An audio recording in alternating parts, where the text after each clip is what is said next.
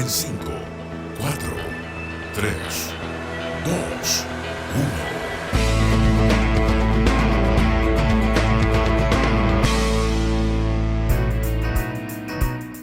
Buenos días a todos y todas. ¿Cómo están? ¿Cómo estás, Danilo? ¿Qué tal? ¿Cómo te va? Bien, gracias, José. Aquí estamos otra vez este lunes en Hágase la Luz. Que bueno, oye, vamos a partir rápidamente. Estamos post 18, pero muy rapidito porque tenemos un invitado espectacular. Y a los que están con resaca del 18 van a tener que sacudirse la cabeza, parece, ¿no? Sí. Oye, es que vamos a estar con Juan Carlos Olmedo, el presidente del Consejo Directivo del Coordinador Eléctrico Nacional, una entrevista, conversación imperdible, entonces queremos aprovechar el tiempo, aprovechar esta hora e irnos rápido, tan rápido que la canción que vamos a programar ahora es de los Ramones, así para que pase lo más rápido posible, y es Judy is a Punk. 1 minuto y medio de café cargado a la avena con Ramones y nos vamos derecho a hablar con Juan Carlos Olmedo. 1 minuto y volvemos, no se lo pierdan aquí en Hágase la Luz. Nos vemos, José. Nos vemos a la vuelta. Bien, ¿qué tal? ¿Cómo están? Nuevamente acá en Hágase la Luz con Danilo Zurita y ya están viendo ahí en pantalla a nuestro invitado, don Juan Carlos Olmedo, presidente del Consejo Directivo del Coordinador Eléctrico Nacional y que fue recientemente reelecto. ¿Qué tal, Juan Carlos? ¿Cómo estás? Buenos días, bien. Buenos días, Danilo. Buenos días, José. ¿Qué tal? Buenos días y muchísimas gracias por aceptar la invitación a conversar. Ha estado muy en palestra pública últimamente, no solo el coordinador, todo el sector energético, así que esperamos que sea una conversación muy entretenida y quizás particularmente bien contingente. Bueno, vamos primero a presentar para que alguien está perdido en el mundo y no sabe quién es Juan Carlos Olmedo. Él es ingeniero civil de industrias de la Pontificia Universidad Católica y MBA de la Universidad Adolfo Ibáñez. Tiene más de 30 años de experiencia en el sector de energía en Chile y se ha desempeñado como ejecutivo en empresas como AES Gener, Enor Chile y Antuco Energy, entre otras. Fue también director del Centro de Espacio Económico de Carga de los antiguos SEDEC, pero del Sistema Interconectado Central del centro. Y ha presidido el Consejo Directivo del Coordinador Eléctrico Nacional desde noviembre de 2018. Cuenta con una amplia trayectoria, como ya lo hemos podido ver. Recientemente, y por eso nos alegramos y le agradecemos que esté acá con nosotros, fue nombrado como presidente del Consejo Directivo del Coordinador Eléctrico Nacional, fue hace unos días, así que es casi una exclusiva esto. Nuevamente, Juan Carlos, muchísimas gracias por estar con nosotros. Gracias por la invitación. Siempre es bueno tener estas oportunidades para conversar y compartir visiones. Así es. No, yo te voy a contar una anécdota. Bueno, estoy muy seguro que no te vas a acordar, pero yo creo que en mis primeros meses como ingeniero tuvimos una reunión contigo ahí en Gener. Yo estaba en Enor Chile, como ingeniero de proyecto recién llegado, así que ahí conocí a Juan Carlos. Estabas con Rodrigo Quintero y con Jaime Suacia Goitía. Ese era como el equipo Gener en ese tiempo, muchísimos años que nos conocemos en el sector, así que, como dijo José, bienvenido a este humilde pupitre de comunicaciones que tenemos junto a Carrasco aquí. Y queremos partir con esta conversación. Como te comentaba José, nuevamente ahora desde mi parte, felicitaciones por esta ratificación en el cargo de presidente del Consejo Directivo. Y queremos conocer un poco tu visión del liderazgo y de llevar una institución, una organización tan importante como el Coordinador Eléctrico Nacional. Tú tienes una trayectoria muy importante, y eso lo acaba de mencionar José, en el sector público, en el sector privado, y desde ahora, cuando estás en el coordinador, ya en una faceta que es mucho más pública, casi como, se podría decir casi como funcionario público, porque es una misión y un trabajo que tiene características de esa índole. ¿Cómo ha sido esta experiencia de cambiar del sector privado a este tipo de labores? ¿Qué percepciones te han cambiado al estar, como de repente decimos nosotros, al otro lado de la mesa? Ha sido muy difícil quizás esta experiencia porque estás muy expuesto también, es una organización muy expuesta al comentario, a la prensa, etc. ¿Qué nos puedes contar de cómo ha sido este tiempo que has presidido el Consejo Directivo? Bien, por cierto, ha sido una experiencia muy desafiante, sobre todo cuando todas las organizaciones siempre tienen oportunidad de mejora, y recuerdo que Cuando asumí, la ministra de Energía en ese momento me entregó una serie de reportes, digamos, en que se planteaban algunos desafíos para la organización que yo prefiero darle una connotación positiva de oportunidades de mejora. Y eso implicó, junto con el Consejo Directivo, abordar varias materias. Y en eso quiero destacar, o sea, este es un trabajo colegiado, donde la labor que hace el Consejo Directivo como organismo colegiado, o sea, los 5 consejeros, si bien uno de ellos actúa como presidente, y el de todas las personas que integran el coordinador. Agreguemos además que durante 2020 y 2021 hemos estado con una serie de restricciones para trabajar producto de la pandemia del COVID-19.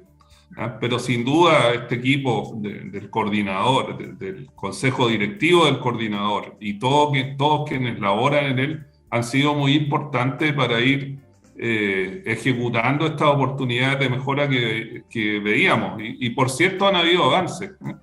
Y creo que el más destacable ha sido en el sentido de que hoy día tenemos una organización que está ya con una cultura propia. O sea, cuando llegué al coordinador, todavía se hablaba de 3 culturas. Estaban los del SIC, los del SINC y los nuevos, digamos, los que no hayan estado en ninguno de los dos lados. Que es natural, porque cuando tú fusionas 2 organizaciones que además traen culturas largas, de un día para otro no generas una cultura nueva. Y yo creo que lo más valioso es que todos quienes trabajan en la organización ya tienen una cultura propia. De hecho, hemos sido reconocidos este año por Fundación Generación Empresarial por la cultura por los avances en cultura que hemos tenido. Y por cierto, diría que el principal cambio que tiene uno como persona en la visión ha sido en el sentido que como organización que tiene una función de servicio público, es que debemos pensar en el bien común de todo el sistema eléctrico y no en los intereses de un coordinador particular. Y eso es particularmente destacable. O sea, si bien las empresas coordinadas pueden tener intereses económicos que pueden ser muy legítimos, el consejo directivo y todos los profesionales que laboran en el coordinador deben actuar por convicción para tomar las decisiones que sean mejores para el conjunto del sistema. Y ese te diría que es el principal cambio de visión. En mi caso, he tenido la oportunidad de trabajar para el Banco Mundial, para hacer un proceso de asesoría al gobierno de Ghana y con USAID para asesorar al gobierno de México. Y ahí ya empiezas a tener aproximaciones a lo que son políticas públicas y servicio público. Y también, por cierto, uno percibe que la independencia genera molestia en algunos actores, digamos. Y de hecho observamos lo que pasó recientemente en esta polémica con el Banco Central, en que se cuestionaba de distintos lados la decisión de incrementar las tasas de interés. Y el presidente del Banco Central fue claro, o sea, que el Consejo del Banco Central va a hacer lo que sea mejor para el país, y aunque lleguen críticas, o sea, vemos que a este tipo de organizaciones, por cierto, a todos no les van a gustar las decisiones, pero lo importante es que se tomen con la visión del bien global del sistema eléctrico y del país. Oye, Juan Carlos, y un poco lo mencionaste, ahora quizá un poquito a la pasada, porque este cambio viene desde 2016, desde la ley de transmisión, que generó un nuevo coordinador. Antes, recordemos que era financiado por las empresas del sistema, y ahora es por las cuentas de todos los usuarios. Y bueno, los procesos, como tú mencionaste, no son tan rápidos, sobre todo de dos organizaciones que finalmente, más que fusionarse, incluso tiene que ser una nueva organización. Entonces, ahora, ¿cómo ha sido ese proceso de adaptación? Un poco lo pasaste, pero quizás queremos andar un poquito ahí. De un organismo que es parecido al de antes, donde hay muchas personas que también venían de antes, pero que ahora no es financiado por la empresa, sino que es financiado por las cuentas de los clientes públicos. Hay que como que traspasar eso, me imagino, de alguna forma a la organización, ¿no? Es bien distinto el rol que cumple. ¿Cómo también ha cambiado la relación entre los ejecutivos, o en tu caso, cómo ha sido la relación entre el coordinador y las empresas coordinadas del sector en este periodo de adaptación? Bien, mira, la verdad es que hay que destacar varias cosas, en que hemos logrado importantes avances en lo que es la consolidación de una cultura coordinadora, ¿no? Y además de un gobierno corporativo sólido y de alto estándar. O sea, hoy día, y no es solo, no es parte de mi gestión, es algo que ya se venía trabajando, y cuando llegué ayudé a ir consolidándolo, pero el coordinador tiene un gobierno corporativo muy sólido, de muy alto estándar. De hecho, hemos trabajado con varias auditoras tradicionales y han reconocido nuestro alto estándar de gobierno corporativo y transparencia. Y también hay dos hechos que son destacables que se lograron este año ya, que es un reconocimiento de Fundación Generación Empresarial por importantes avances en lo que es la cultura de ética e integridad, y por Great Place to Work, que también nos ha reconocido por los niveles que estamos alcanzando, y también los informes de recuperación corporativa nos llevan a niveles de 70 puntos, que es más o menos el mismo nivel que tiene el Ministerio de Energía y la Comisión Nacional de Energía, ¿no?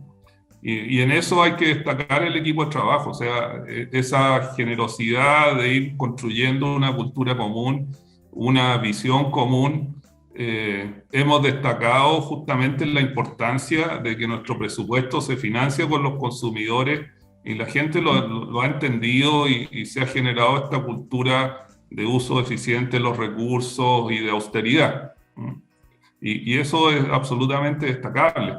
Y junto a ello también hay nuevas funciones que tenemos que antes no tenían los SEDEC, como es una participación, diría, más directa en todos los procesos de licitación de horas de transmisión. Tú recuerdas, antes todo lo preparaba la CNE, digamos, base de licitación, la respuesta a las preguntas. Hoy día todo eso reside en nuestros equipos de trabajo, ¿no? También lo que se refiere a monitoreo de la competencia y a innovación en el sector eléctrico son funciones explícitas que se agregaron, y que también demandan otra visión de cómo trabajar las cosas. Y justamente esto cambia fundamentalmente nuestra orgánica, digamos, lo que implica llevar relación más formal con los coordinados. Y como a modo de referencia, puedo mencionar que las interacciones con los grupos de interés se llevan a través de un registro público que hemos llamado Agenda Pública, y desde que partió esto en 2017 a la fecha se han realizado más de 1.400 reuniones de agenda pública, es decir, algo más de una diaria, ¿eh? Y yo calificaría la relación que se ha generado bastante fluida.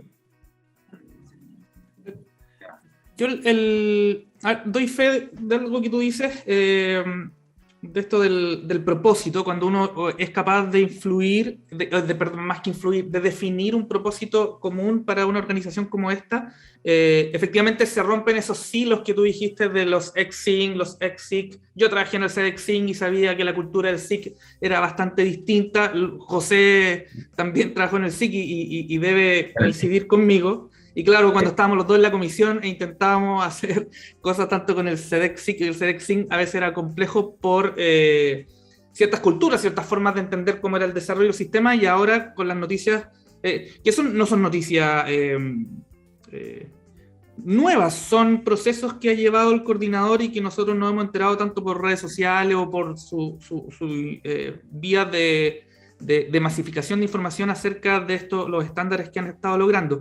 Pero yo ahí quiero entrar un poco en el detalle de que quizás pueda existir alguna falla en la comunicación o en la forma de comunicar esto, porque hemos visto en la prensa durante el último tiempo que también han habido algunas críticas a la labor del coordinador, y uno de los cuestionamientos quizás más majaderos tiene que ver con la transparencia, con la rendición de cuentas, la accountability de la organización. Claro, aquí tú nos dices, hay reconocimiento externo acerca de la transparencia corporativa. Entonces, ¿cómo tú interpretas esta esta crítica general, de hecho ahí yo tengo que mencionarlo, como yo, la audiencia y nuestro público lo sabe, yo soy dirijo hoy día un gremio y me ha tocado participar en conversaciones en conversaciones públicas, en seminarios, que van hacia ese sentido, a la labor del coordinador. ¿Por qué teniendo este respaldo de instituciones como las que nos acabas de mencionar, que premian o mejor dicho reconocen la labor del coordinador, hay una parte que critica esto? ¿Qué opinión tienes tú ahí?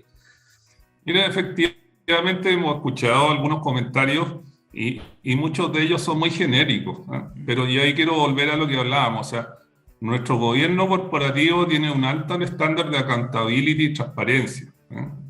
Y probablemente lo que ocurre es un típico fenómeno que es la capacidad de procesar información. O sea, nuestro principal canal de comunicación es el sitio web.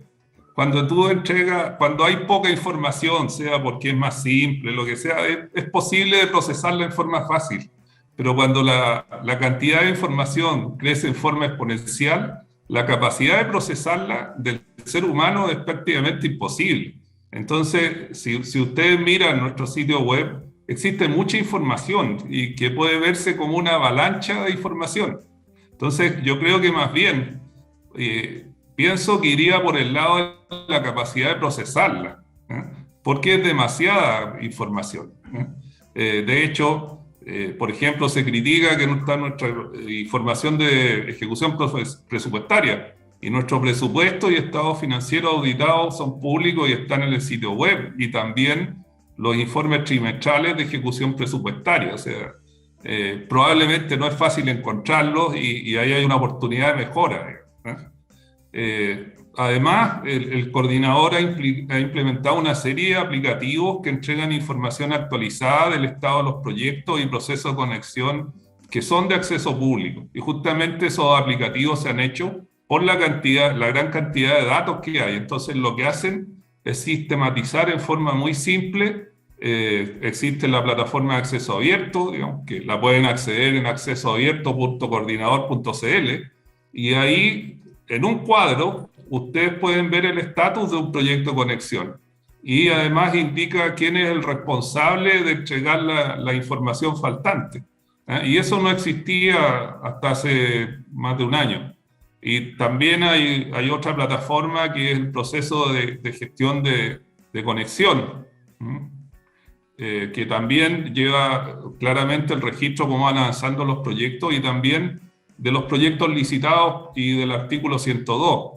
Como te digo, eso creo que es un gran avance, y dentro de nuestro plan de tecnología está seguir en eso. También, por ejemplo, se resolvió el acceso a los aplicativos con clave, que antes había que tener una clave por aplicativo. Ahora se desarrolló un proyecto que se llama Single Sign-On, y cada coordinado entra y le aparece un menú con los aplicativos que usa. Entonces, en eso yo tiendo a pensar, digamos, que el diagnóstico es que hay tanta información que falta capacidad de procesamiento. Y ahí es donde vamos a seguir avanzando con nuestro plan tecnológico. Por ejemplo, ahora recién en la sesión, teníamos hoy día sesión ordinaria, y vamos a salir con una licitación para tener un data lake con toda la información del sistema. O sea, es un proyecto largo, y en la medida que ese proyecto sea exitoso, vamos a abrirlo a todos los grupos de interés. Y tener un data lake con inteligencia para rescatar información va a ayudar a que no tengas esta avalancha de datos y puedas gestionar la información que tú requieres. Vemos que el tema de automatización y transformación digital es clave en esto. Sí. Antes, perdón, José. Vale. Sí, es que tú mismo lo dices y yo no me queda más que asentir con la información que nos acabas de dar. Efectivamente, es un montón de data y de información, valga la redundancia, que efectivamente es difícil de procesar. ¿Cómo tú ves esta misión porque el coordinador es un transatlántico, es una institución grande que tiene una misión muy importante. A lo mejor, José, quizás con la próxima pregunta nos puedes contar un poco de de contarle a nuestros auditores de cuáles son las misiones rapiditas así, del coordinador. Entonces, esta responsabilidad, como bien tú dices, no solamente tuya, sino del consejo directivo y también de todos los profesionales del coordinador, ¿cómo se lleva esta guía, se podría decir, esta coordinación que hace esta organización, esta institución del sector eléctrico nacional? Bien, tenemos una estructura que, como te decía, el consejo directivo, cuando yo llegué, ya había avanzado. Había contratado algunos estudios para llevar la estructura del coordinador a un estándar internacional. Y basado en eso, el consejo en ese momento ve la necesidad de transitar a una estructura de clase mundial. En ese momento teníamos 9 gerentes, ¿no? Y con algunas funciones que no parecían muy razonables. Y terminamos con una estructura con 5 gerencias en que se centran en las principales funciones. Una gerencia de operaciones, una gerencia de mercado, y una gerencia de planificación e ingeniería, digamos, donde reunimos todo lo que es la ingeniería propia para licitación, los estudios de expansión y lo que es conexiones, más una gerencia de personas y administración, dejando las funciones claramente segmentadas, y además entregamos a mercados la función de planificación de la operación del day ahead, ¿no? Y dejando operaciones básicamente con la operación diaria y los estudios sistémicos. Entonces esa estructura ayudó mucho, y además se creó una unidad de innovación y calidad de servicio, ¿no? Ya que es importante que se genere una cultura de servicio. En el 2019 hicimos una serie de acciones tendientes a crear esta cultura de servicio en nuestros trabajadores, las cuales por la pandemia se interrumpieron un poco, digamos, porque requieren alguna interacción personal el generar ese trabajo, pero se ha ido incorporando esta cultura de la calidad de servicio, el enfoque a los procesos. Tenemos a nivel de consejo reportando 4 unidades, dentro de las cuales destaco la unidad de auditoría y riesgo, que es la encargada de auditar cómo funcionan los procesos internos. Y ese es una parte muy importante para lo que es el mejoramiento continuo de los procesos que desarrollamos. Y se ha ido generando esa cultura de establecer controles, trazabilidad, que como ustedes saben, todos los cambios culturales cuestan, pero se ha ido avanzando bastante. Sí, y ahí, bueno, aprovecho de hacer mientras hablaba me surgieron como 2 comentarios, que es, por ejemplo, el tema de la información y transparencia. Quizás lo que se tenga que avanzar, yo como usuario ahora, quizás lo que se debería avanzar es justamente que esa información que está sea como accesible y como quizás cambiar la orientación, ¿no? Como que en algún momento los antiguos SEDEC se metían solamente, eran pocas empresas, y se metían 3 tipos que sabían todo más o menos del funcionamiento del sector. Ahora, como es un rol mucho más público, entre comillas, y es financiado por servicio público, quizás hay como que ponerse del otro lado y que exista una mayor como, digamos, traducción de las cosas, un poco lo que decías tú, traducción de esas cosas, simplificación de las cosas y que sea más simple para los usuarios encontrarlo. Quizás ese camino podrían como explorar. Y lo otro también que debe ser súper complejo, porque también pensaba que cuando al menos yo estaba en el SIC hace, no sé, 12, 13 años, éramos en la ADP, que era la actual gerencia de mercado, éramos 8, ahora no sé, serán 40. Y entonces más o menos uno sabía hacer un poquito de todo, pasabas por todos los lados, conocías como de todo de la misma gerencia, y en la medida que una organización va creciendo, bueno, nos pasó con Danilo también en la CNS, van desagregando esas cosas y más o menos cada uno pasa a cumplir una función, y pasar a eso que quizás es menos orgánico puede ser complejo también, en una organización que se va agrandando. No sé qué opinas de eso. Efectivamente, y también por eso hablamos de esta gerencia de personas de administración, puesto que al ser una entidad, una organización de servicios, las personas que trabajan en la organización son clave. Y ahí se están desarrollando una serie de programas, porque además hemos visto que nuestra organización es fuente de reclutamiento para las distintas empresas que operan en el sector. Así que El semillero. también tenemos que enfrentar eso, que es bueno que las personas tengan oportunidades, eso es positivo, ¿ah? Pero tenemos que lidiar con esa realidad. Y este año ya esperamos activar una serie de medidas como implementar un plan de trainee y programas sistematizados para magíster y doctorado, que junto con memoristas que empiecen a trabajar en la organización y empiecen a ser eventualmente una fuente de nuevos profesionales que se integren. Y lo otro que se ha trabajado es generar diversidad en los perfiles de las personas que ingresan a la organización. En los CEDEC solo ingresaban ingenieros eléctricos, o sea, si no era ingeniero eléctrico, las posibilidades eran ínfimas.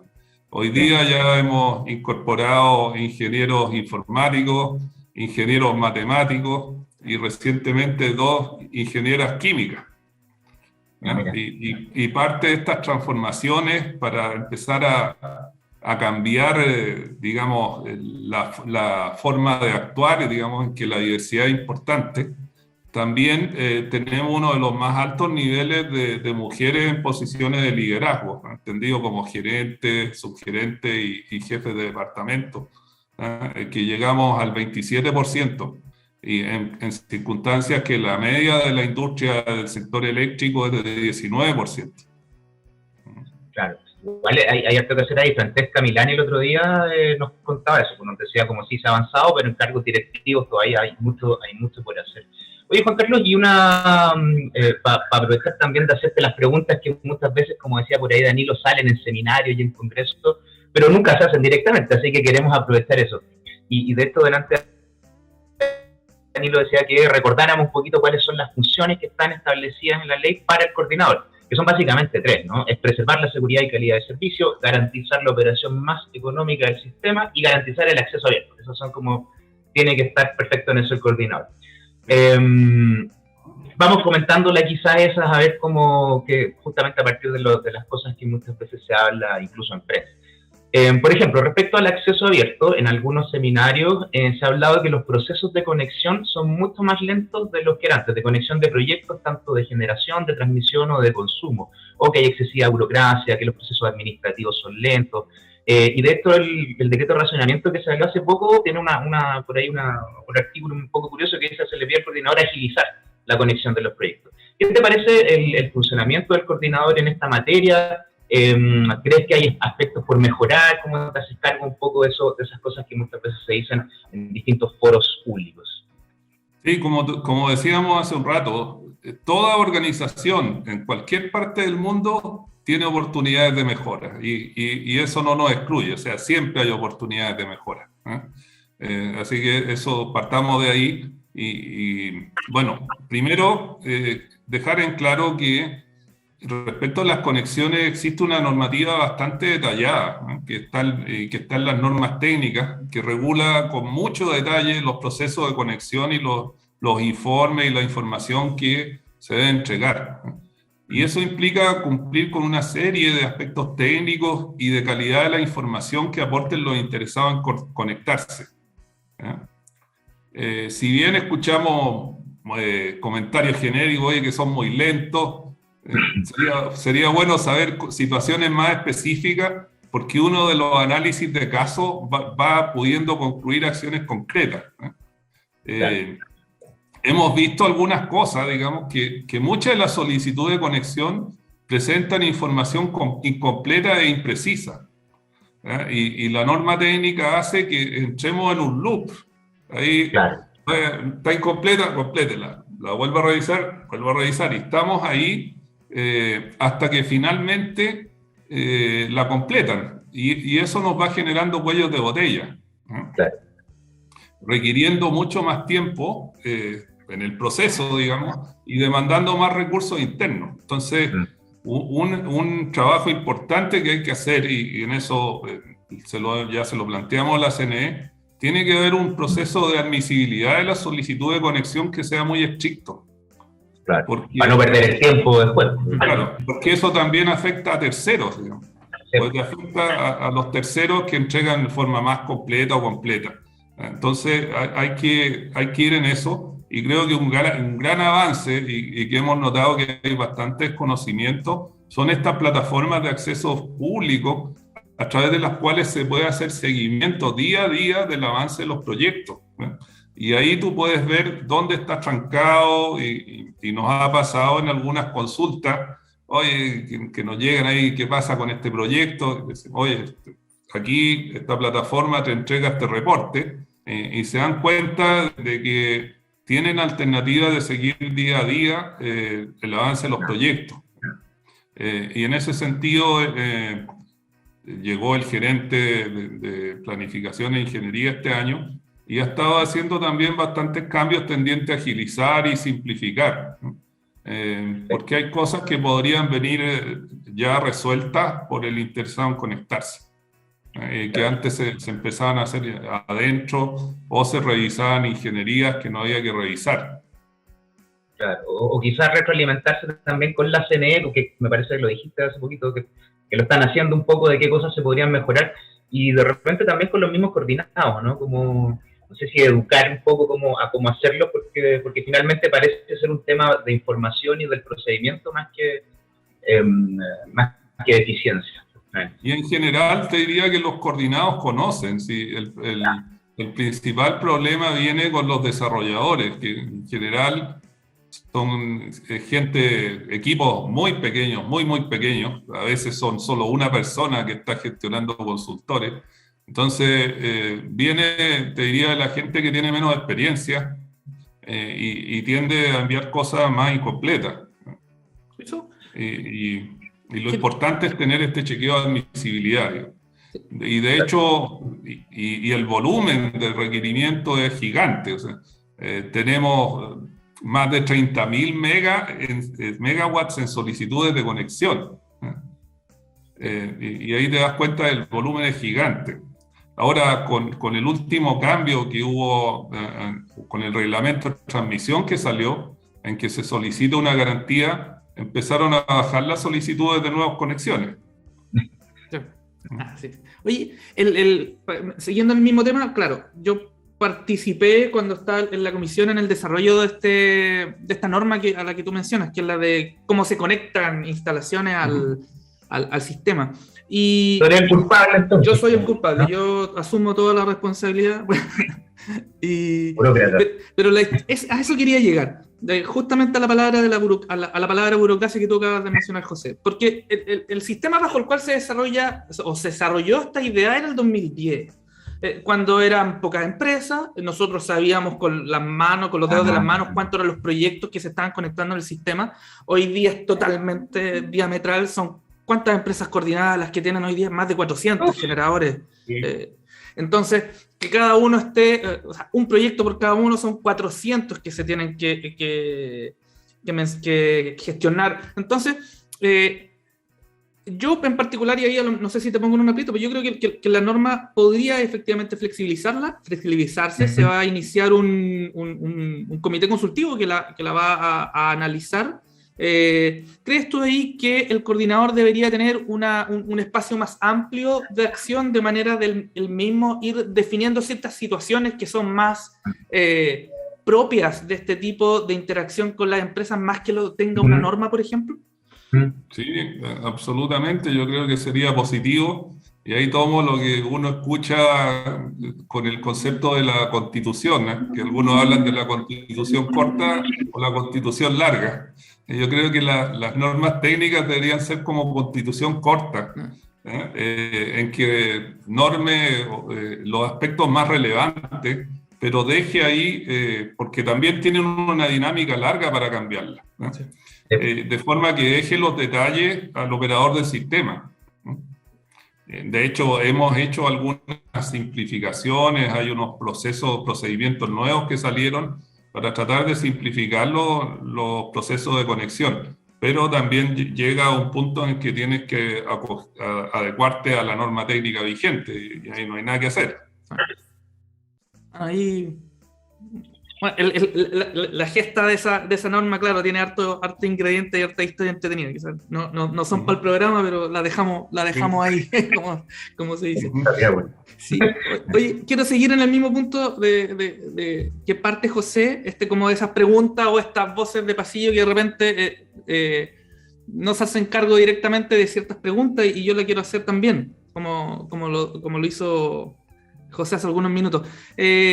Estamos hoy día en un decreto de racionamiento y es súper fácil, claro, el coordinador es el que opera. Es decir, el coordinador se gasta el agua, el coordinador no previo la situación. ¿Cuál crees tú que son las razones de por qué cualquiera que nosotros hayamos preguntado, nosotros mismos, investigado, etcétera, en marzo de este año, oye, ¿hay alguna posibilidad de estar bajo un escenario de racionamiento? Y creo que el 99,9% hubiese dicho que no, pero hoy día estamos. ¿Cuál es la labor o la visión del coordinador, o quizás el análisis post fin de semana, como se dice con el diario El Lunes? Es mucho más fácil analizar un partido. ¿Por qué hoy día estamos en decreto en una situación de racionamiento? A ver, mira, lo primero que hay que tener claro, y ustedes lo tienen, digamos, es el contexto en que se realiza la programación de la operación del sistema eléctrico, ¿no? Que es un contexto en que existen múltiples variables de alta incertidumbre, ¿no? Y entre ellas podemos mencionar los caudales afluentes, ¿cierto? Sobre todo en el periodo de invierno, la falla de centrales generadoras.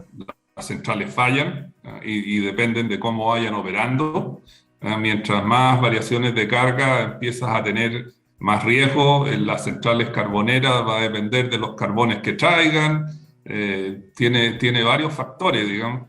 La variabilidad de las energías renovables variables, particularmente la que más varía es la eólica, y hemos tenido de un día para otro variaciones hasta de 1700 megas, que es más o menos el consumo de la minería de la región de Antofagasta, o sea, de ese nivel de variación, ¿ya? Y el suministro de combustibles importados, o sea, que este año ha habido mucha marejada, y eso ha hecho que la disponibilidad de los puertos haya disminuido de forma relevante. Entonces eso afecta, al ser un país que importa sus combustibles, nos impacta directamente. Entonces, y otros factores que van surgiendo, como aspectos de logística de suministro terrestre, o sea, ya no es solo la logística marítima, en los puertos. Entonces son factores que van apareciendo, y las decisiones se van tomando con esa incertidumbre. Dado esos factores, estoy convencido que nuestro equipo de profesionales han realizado un trabajo oportuno y efectivo. Y tener presente también que históricamente el mes de julio, por ejemplo, es el mes de más lluvia, ¿no? Que ahora no ocurrió, que parece que se desfasó un mes, porque las lluvias llegaron en agosto, ¿no? Entonces tienes que tomar decisiones con toda esa incertidumbre, ¿no? Por cierto, hemos ido incorporando algunas metodologías. El año pasado se incorporó metodologías nuevas para pronosticar los caudales a una semana. Después se han incorporado otras metodologías para ajustar la estadística hidrológica en función de la situación presente de las cuencas hidrográficas. Hay algo bien técnico que está haciendo un profesor de la Chile, y debería terminar a fin de año con una metodología para restringir la muestra estadística. Es decir, hoy día se usan 60. Oye, es realista, es mejor usar 30, 20, y ese trabajo tiene que terminarlo de aquí a fin de año. Y hemos también empezado los modelos de pronóstico solar eólico han ido mejorando sustancialmente. De hecho, hace una semana fui al despacho y mirábamos cómo funcionaban los pronósticos intradiarios, y en realidad el nivel es bastante bueno, los errores son relativamente bajos, se van ajustando día a día. Entonces, en la medida que vamos incorporando más algoritmos, por ejemplo, después podemos hablar más detalle, hemos alcanzado un acuerdo con Google que apunta justamente a desarrollar herramientas para gestionar esa incerteza e incorporar en la operación criterios como los value at risk. Ahora, hablando del decreto de medidas preventivas que emitió el Ministerio, si bien nosotros no somos los que decidimos, se aportaron los antecedentes que nos solicitó el Ministerio, y creo que ciertamente fue oportuno, y de hecho adoptó la decisión con bastante antelación a lo que ocurrió en 2008 o 2011. De hecho, recordábamos que el 98-99, por ejemplo, el decreto se emitió después que falló una planta, cuando ya estaba en pleno problema. Yo creo que fue oportuno, digamos, y se anticipó, y ocurre lo mismo que en el Banco Central. O sea, creo que se tomó una medida que era lo mejor, pero siempre van a surgir críticas. O sea, el presidente del Banco Central ha sido bombardeado, como lo hemos visto. Y lo mismo por el cuarto retiro. Entonces, creo que fue una buena decisión. Y además, este 1 de septiembre salió un informe de Wood Mackenzie, que es una empresa de consultoría que está en todo el tema ámbito de energía y el upstream, y que reportó que durante el año han habido problemas de abastecimiento en Taiwán, Estados Unidos, Texas, California, digamos, por distintas causas, Japón, Australia, Pakistán, Filipinas, donde se han dado, entre otras cosas, situaciones de fluctuación de temperatura extrema que llevan a pic de demanda producto del aire acondicionado. También se presentan fallas de centrales generadoras, restricciones de transmisión, fallas de línea, problemas de suministro de combustible, alta intermitencia renovable y baja resiliencia del sistema eléctrico, que me suenan absolutamente conocidos con lo que nos ha pasado a nosotros. O sea, lo que pasó acá también pasó afuera y nadie lo vio. Entonces, son problemas que están surgiendo, probablemente algunos como consecuencia de la pandemia, esto del suministro de combustible. Hemos visto récord de precios en los combustibles. Por ejemplo, hoy día el precio spot del GNL estaba a $23 el millón de BTU. Y el API 2, que es el precio ahí en el hub de Holanda, llegó a $129 la tonelada. ¿Por qué menciono el API 2? Porque el API 2 lo fija el precio de Colombia. Entonces eso también te indica cómo van a venir los precios a Chile. Entonces, toda esa incertidumbre hay que gestionarla de alguna manera, y tenemos la certeza de que con las herramientas que vamos a tener con Google vamos a poder tener una mejor gestión de esos riesgos. Oye, lo mencionaste ahí un poquito a la pasada, y también dijiste, bueno, hay cambios casi de paradigma de las distintas tecnologías, de cómo operan. Y, por ejemplo, hace muy poquito, justamente por el decreto de racionamiento, surgió un poquito no sé si polémica, pero la discusión de cuál es la obligación, por ejemplo, de las empresas térmicas para tener combustible, digamos. Siendo que el sistema ha funcionado por ya varias décadas, donde más que exigirle que tenga combustible, simplemente se le penaliza en caso que no lo tenga, se le penaliza la remuneración y sería todo. ¿Qué opinas al respecto? ¿Crees que hay que cambiar la normativa? ¿Crees que es clara la normativa en ese sentido? ¿Cómo ustedes, y esto si lo expandimos digamos, a otras cosas, qué otras cosas crees que habría que tratar de forma distinta dado el escenario complejo en el que nos encontramos? Ese es un buen punto. Respecto a los combustibles, el entendimiento que tenemos en el coordinador es que las empresas coordinadas tienen obligaciones en calidad de tales, pues son empresas coordinadas. Las centrales generadoras reciben, como tú mencionabas, un pago por potencia de suficiencia, y el apellido que tiene es muy importante. O sea, el apellido suficiencia tiene un significado profundo. Y por otra parte, todo pago que efectúan los consumidores tiene que tener una contraprestación. O sea, no puede ser un pago porque sí, ¿no? Tiene que tener una contraprestación clara. Y esa contraprestación es aportar a la suficiencia del sistema.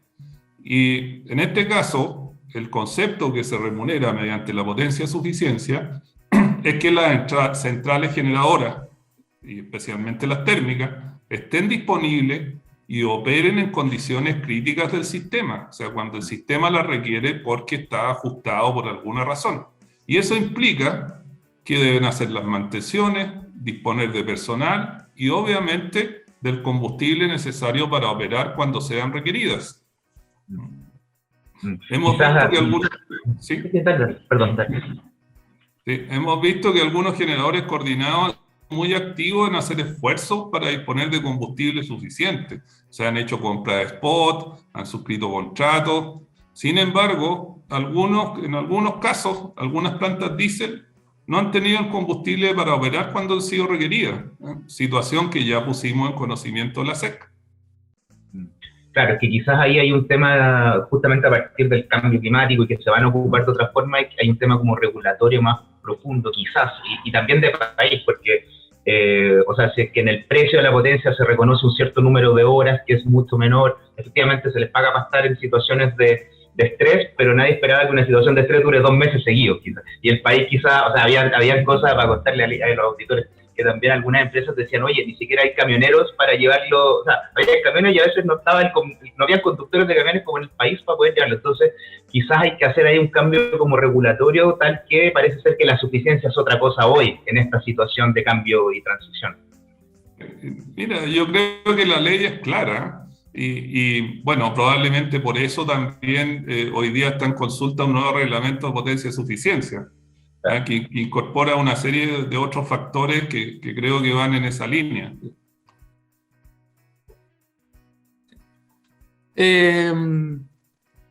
Hay harto paño en ese tema. A mí me encantaría entrar con mayor detalle, pero hoy día soy comunicador más que dirigente gremial. Yo creo que sí hay puntos importantes en lo que tú mencionas, que obviamente el papel que tienen que cumplir todas las centrales, no solamente las que funcionan en base a combustible, las centrales térmicas, de los diferentes papeles y roles que cumplen. Creo que aquí hay una situación especial que tiene que ser vista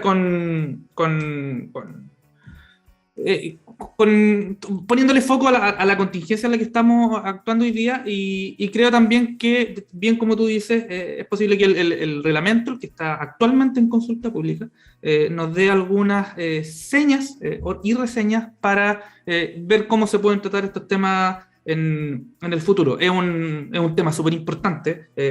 Insisto, me encantaría meterme en el detalle, pero que mejor seguir con la...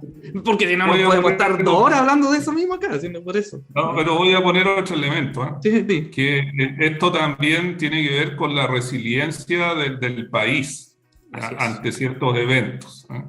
Y es así como nosotros ya detectamos hace tiempo la necesidad de tener un enfoque de resiliencia en el sector energético, particularmente el eléctrico. Y así como somos una de las organizaciones fundadoras del Instituto para la Resiliencia, ITREND, que es un grupo que fue creado hace poco, venía trabajando como parte de un proyecto Corfo, y hoy día ya tiene vida propia, una corporación, como digo, somos parte de los fundadores de la corporación, y se han ido incorporando de distintas entidades. De hecho, recientemente se invitó a Transmisora, porque es importante tener un enfoque de resiliencia en toda la infraestructura, o sea, en los puertos, en las líneas de transmisión, en los sistemas de almacenamiento de combustible. Y por cierto, incorporar resiliencia tiene un costo. Entonces también son materias que hay que abordar. Hay que generar la cultura de resiliencia. En el último directorio de la corporación hablábamos justamente de generar programas para capacitar a profesionales en materia de resiliencia, y también te cubre aspectos financieros. Entonces, ahí hay mucho que hacer en lo que es resiliencia. Juan Carlos, aunque no lo creas, llevamos casi 50 minutos conversando, ha sido entretenidísimo. Como te comentaba recién, yo por mí me quedaría conversando un par de horas contigo, porque hay hartos temas y tu visión y tu trayectoria son súper importantes para entender ciertos conceptos de cómo entender hoy día el sistema eléctrico nacional a través de la misión y de las tareas que hace hoy por hoy el Coordinador Eléctrico Nacional. Pero como última pregunta, y ojalá breve, te digo, ahora el coordinador es el futuro, ¿ya? tú dijiste, tenemos temas de resiliencia, tenemos temas de flexibilidad, tenemos temas de innovación, quizás la ley también le da cierta responsabilidad de innovación al Coordinador Eléctrico Nacional. ¿Cómo tú ves, va a estar 5 años más en la presidencia del Consejo Directivo? ¿Cómo toman ustedes el futuro del sistema eléctrico nacional a través de todas las herramientas que tiene el coordinador para implementar esto? Porque estamos sujetos en un ambiente ultra dinámico, sobre todo en energía. ¿Cómo lo ven ustedes? Como te decía, en base al informe de Wood Mackenzie, podemos ver que todos los sistemas eléctricos están en la misma situación de nuestro. De hecho, hace el mes pasado hubo una sequía de viento en Inglaterra que disparó los precios del mercado spot. Entonces, parte importante de eso es el acuerdo que hemos alcanzado con Ex-Moonshot de Google, en el sentido de hacer una innovación que es un salto cuántico para el sistema, y que considera 3 grandes etapas. La primera etapa en que vamos a hacer una virtualización de la red eléctrica, es decir, vamos a construir un gemelo del sistema eléctrico en la nube, con lo cual vamos a poder hacer análisis mucho más detallados. Va a ser capaz de modelarlo en tiempo real. Completada esa fase, que deberíamos tenerlo rápidamente en 4 meses, viene el desarrollo de 2 herramientas. La primera se refiere a la planificación de la red. Vamos a tener una herramienta de planificación de la red que va a poder identificar las expansiones de transmisión y dónde son los mejores lugares o más eficientes para la instalación de generación eléctrica a todo nivel, incluso aspiramos a llegar a la generación distribuida. El proyecto es bien ambicioso. Incluso incorporar análisis de gestión de vehículos eléctricos de manera responsiva. Eso desde un punto de vista de planificación, y vienen herramientas de apoyo a la operación. Se refiere a lo que es la planificación de la operación. Son herramientas que nos van a permitir elaborar la programación intradiaria, que ya es una función que tenemos que desarrollar. Además, análisis de contingencia, de confiabilidad del sistema, de anticipar eventos, porque puesto que vamos a reunir mucha información y utilizar inteligencia artificial y machine learning, vamos a incluso poder anticipar situaciones en que, por ejemplo, que venga una bajada importante de viento, todo esto va a estar analizando una serie de información y decir, oiga, existe el riesgo de que pase esto, y poder anticipar medidas. Entonces, es una herramienta muy potente que nos va a permitir gestionar todo este proceso de transición de descarbonización, pudiendo gestionar de mejor forma todos estos recursos que vienen, entre otros la necesidad de inercia, de potencia de cortocircuito, una serie de elementos que van apareciendo. Y eso lo complementamos con acuerdos que estamos suscribiendo con distintas universidades y con otras entidades, en que el más reciente es un acuerdo con la Universidad Católica, que cubre materias de innovación tecnológica y resiliencia al cambio climático. Y pronto, la próxima semana, creo que ya lo tenemos para firma, es un acuerdo con la Universidad de Santa María, que también cubre una serie de aspectos. Y el acuerdo con la Universidad Católica parte con un desarrollo cofinanciado, porque además también estamos haciendo innovaciones en los financiamientos de nuestras tareas, en que vamos a tener el cálculo del costo marginal de energía en línea, basado en inteligencia artificial y machine learning. Y vas a poder tener el costo marginal a la hora o a los 15 minutos después de ocurrir la operación. Esa es la ambición que tenemos. Oye, espera, ¿y eso para cuándo? Porque eso te la vamos a cobrar, La Universidad Católica se comprometió a sacarlo en 9 meses. Ah, ya, vamos a volver a hablar en 9 meses. Va a ser un pacto. Es un bebé. A partir de agosto. Oye, estamos todos esperando eso, porque en verdad sería un avance muy, muy grande. Oye, Juan Carlos, de verdad vamos a 9 meses más la vamos a cobrar. Oye, de verdad, muchísimas gracias, se nos pasó la hora volando, pero nada, qué más interesante que poder hablar de la contingencia contigo. Muchísimas gracias por estar con nosotros, poder hablar cosas que muchas veces se dicen, pero no se conversan. Justo la idea del programa es conversar. solamente se declara y se dice, pero la idea es tener este diálogo que al menos para nosotros ha sido muy, muy bueno. Así que, nada, muchísimas gracias una vez más por estar con nosotros acá en Hágase la Luz, y a todos nos vemos la próxima semana. Todo bien, pues muchas gracias por la invitación y conversar con ustedes, siempre muy grato. Muchos saludos a los agentes del coordinador, bueno, al Consejo Directivo y a todos los profesionales que hacen una labor. Ya nos paseamos por todas las labores que hacen ustedes, y que es muy importante y tienen una responsabilidad, pero sabemos que lo hacen con harta gana. Nosotros tenemos experiencia en coordinador. Sí. Y eso, sigan con la programación de TX. Ya viene José Miguel Fornaro con TX Topic y nos vemos la próxima semana, como dijo José. Muchas gracias, Juan Carlos. Hasta pronto, y te cobramos la palabra para una nueva invitación. Sí. Perfecto. Muy bien. Muchas gracias. Chao, que estén muy bien. Cuídense.